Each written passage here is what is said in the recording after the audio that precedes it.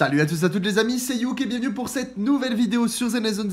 Aujourd'hui, on va parler du main event de la 1.3, de la partie 1. Effectivement, on a un event et un mode de jeu permanent auquel on n'a pas abordé encore sur cette chaîne. On a parlé de tous les events qui sont sortis récemment, mais on n'a pas parlé de l'événement principal qui est sorti quand même aujourd'hui. Enfin aujourd'hui sur cette partie 1 de la 1.3, vous l'aurez compris, avant toute chose, on est aux portes des 1200 abonnés. Alors faites-moi péter ce compteur qu'on n'en parle plus. Merci à tous ceux qui prennent le temps de le faire. Merci pour le soutien. On fait des vidéos sur le jeu tous les jours. Et on va démarrer directement avec du coup l'event qui est donc du coup le mode de jeu arpège. Alors pour ceux qui ne comprennent pas pourquoi je dis event, mode de jeu, tout simplement parce que c'est un mode de jeu permanent, au même titre que la tour qui est sortie. C'est un mode de jeu du coup permanent qui ne partira pas. Mais par-dessus ce mode de jeu permanent, ils l'ont collé un mode de jeu, enfin un événement temporaire. Vous allez voir, ça va se passer directement ici. Dans le contenu endgame, vous allez aller dans la néantre 0 et là vous allez avoir un deuxième onglet qui s'est affiché qui est le mystère de la faille de l'arpège où vous allez cliquer dessus et ça va vous amener sur ce menu là. Alors vous voyez, je ne l'ai pas fini donc c'est pas grave en soi, hein, pour vous en parler, c'est loin d'être grave. C'est un contenu qui prend du temps, je vous le dis, c'est un mode de jeu qui est long.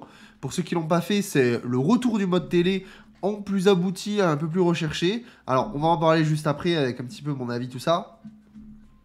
Mais on va parler dans un premier temps des récompenses. Alors, les récompenses, comment ça se passe? C'est tout simplement, on a l'événement en question qui va vous permettre de récupérer 550 polychromes au total en faisant du coup tous les niveaux de chaque monde. En fait, vous voyez, vous avez en fait 5 zones, vous avez 5 zones et l'idée c'est tout simplement de terminer tous les niveaux dans la surface de la faille, donc c'est la première zone. Ensuite, dans le deuxième, c'est de l'ancien observatoire. Vous l'avez compris, chaque onglet c'est une zone, et donc il faut terminer tous les niveaux, améliorer les squads pendant l'exploration 10 fois, et ramasser de la soie écarlate 10 fois au total pendant l'exploration. En bref, honnêtement, vous prenez pas la tête à essayer de comprendre. Vous rentrez dans les zones, vous terminez tous les niveaux, un par un, et vous récupérez tout ce qu'il y a à récupérer sur le plateau. En fait, si vous faites ça, c'est free win. Donc là-dessus, vous récupérerez tout en une fois. Donc ça, là-dessus, au total, vous avez 550 polychromes à récupérer et 150 000 dénis. Donc ça, c'est plutôt cool si vous voulez aller pull une Yanagi ou peut-être un lighter qui arrive. Vous récupérez aussi des composants pour Yanagi, donc ça fait toujours plaisir. Et en plus de ça, du coup, vous pouvez récupérer Knightboo, qui est du coup le nouveau bambou de rang A qui est sorti en free-to-play. Donc encore une fois, je le redis ici, c'est un bambou qui est limited, c'est-à-dire qu'une fois que l'événement sera parti, le bambou ne reviendra pas. Ou peut-être qu'il reviendra, mais lors d'un prochain événement, ou peut-être qu'il reviendra plus tard. Mais en tout cas, si il vous intéresse, allez le récupérer avant qu'il disparaisse, parce qu'on ne sait pas quand est-ce qu'il va revenir. Donc, comment ça se passe? Tout simplement, il faut terminer l'exploration de la zone 1 de la faille pour obtenir Excalibur. Alors, c'est Knightboo, Excalibur, bref, peu importe le nom en français et en anglais. Et après, vous avez du coup, derrière, terminer les explorations des zones 2 à 5 qui va vous permettre d'avoir les cœurs d'Excalibur. Donc, les cœurs, à quoi ça sert les cœurs? C'est tout simplement ce qui va vous permettre d'améliorer en étoile votre Excalibur. Donc, en fait, de manière free-to-play, vous allez pouvoir monter votre Excalibur en 5 étoiles. Vous voyez que moi pour l'instant il est qu'en 1 étoile, mais je vais aller récupérer évidemment les 4, mais on a le temps, hein, vous pressez pas non plus, on a 26 jours, faites-le quand même, hein, attention, si vous voulez le récupérer, mais vous ne pressez pas non plus, c'est pas le truc le plus urgent à faire dans l'absolu.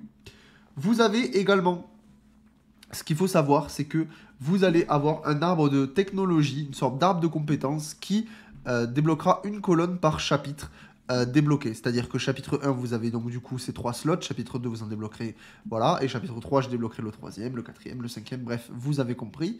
Et dans ces slots, vous allez pouvoir rajouter des bonus à votre personnage dans le mode télé. C'est-à-dire que là, par exemple, j'ai attaque initiale plus 1.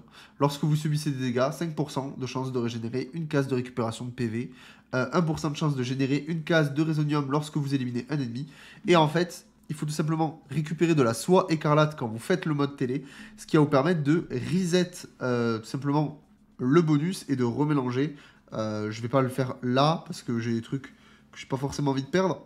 Mais vous cliquez dessus et en fait ça va vous proposer des bonus et vous prenez celui qui vous plaît le mieux. Et si ça vous plaît pas, vous pouvez remélanger. Honnêtement, c'est pas une ressource rare. Vous voyez que bah, ça coûte que 150, j'en ai 3000, donc vraiment il n'y a pas de souci. Et j'ai fait que 2 zones sur les 5. Donc ça là-dessus, il n'y a pas de souci. Donc en plus de ces 550 polychromes, de ces 150 000 dénis et du Excalibur, vous allez pouvoir récupérer dans chaque zone 150 polychromes à chaque fois. Vous allez récupérer évidemment aussi de l'XP, 1000. Donc au total, ça va vous donner, juste avec les 5 zones, 750 polychromes donc sur les 5 zones. Ce qui fait qu'au total, avec l'événement, si vous le pliez à 100%, vous allez récupérer un total de 1300 polychromes dans ce mode de jeu là. Donc honnêtement, c'est loin d'être dégueulasse, vraiment. Ça fait vraiment plaisir d'avoir autant de polychromes à aller farmer. Et je pense que pour le coup, je sais pas s'ils ont autant été généreux sur les events depuis le début en fait. On est quasiment à une multi en fait. On est quasiment à une multi offerte. Donc ça fait plaisir. Derrière, comment ça se passe du coup? Vous allez tout simplement arriver dans la zone. Alors recevez des sous-stratégies de combat montant de niveau. Alors là, vous avez tout simplement des bonus que vous allez débloquer au fur et à mesure que vous allez jouer. Mais dans un premier temps, vous avez l'expertise en combat. Et donc là, vous prenez le premier niveau. De toute façon, vous voyez, en fait, c'est tout simple. C'est que vous allez... voilà. Moi, je suis bloqué ici.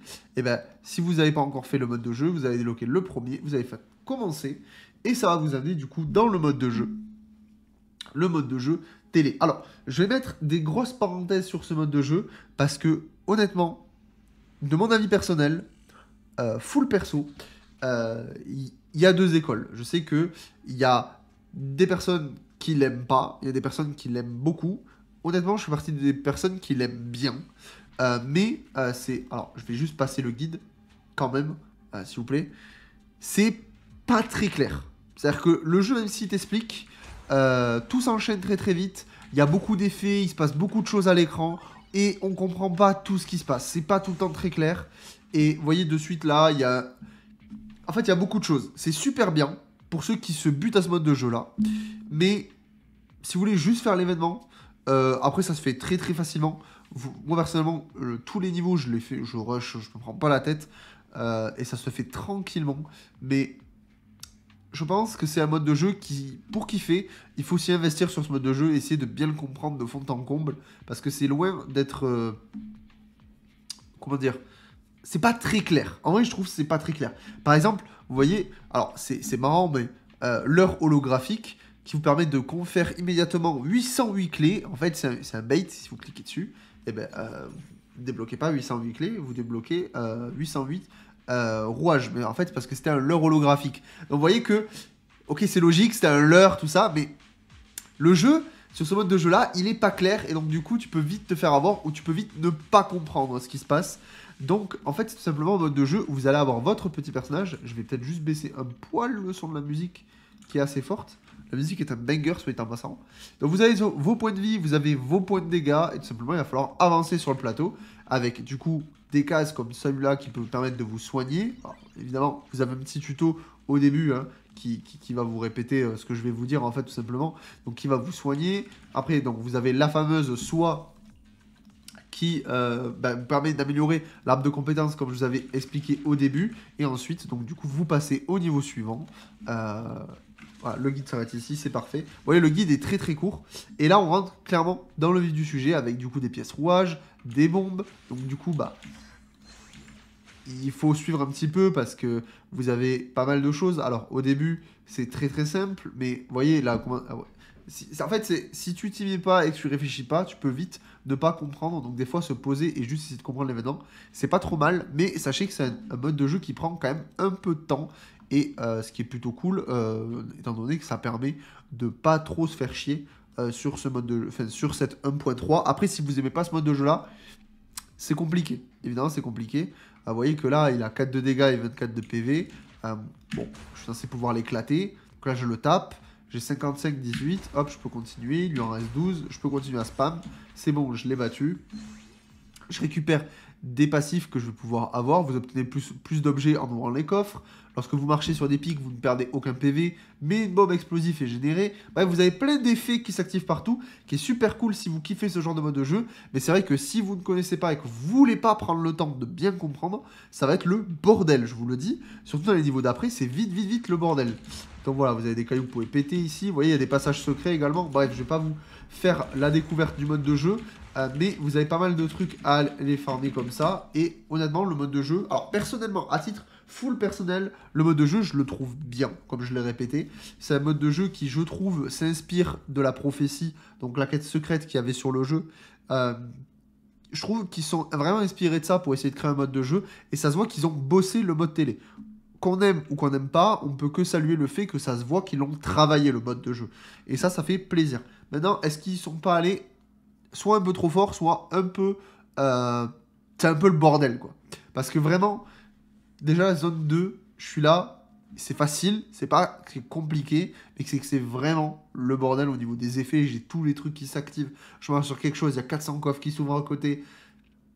Honnêtement, peut-être c'est moi qui ai du mal, etc. Mais vous me direz, mais après en avoir discuté aussi en live, il n'y a pas que moi qui trouve que le mode de jeu est peut-être un peu trop chargé en informations.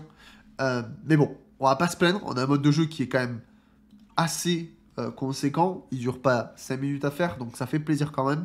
Après, on aime ou on n'aime pas. Ça, c'est au goût de tout le monde. Mais honnêtement, je suis content que le mode télé refait son apparition en un peu plus travaillé.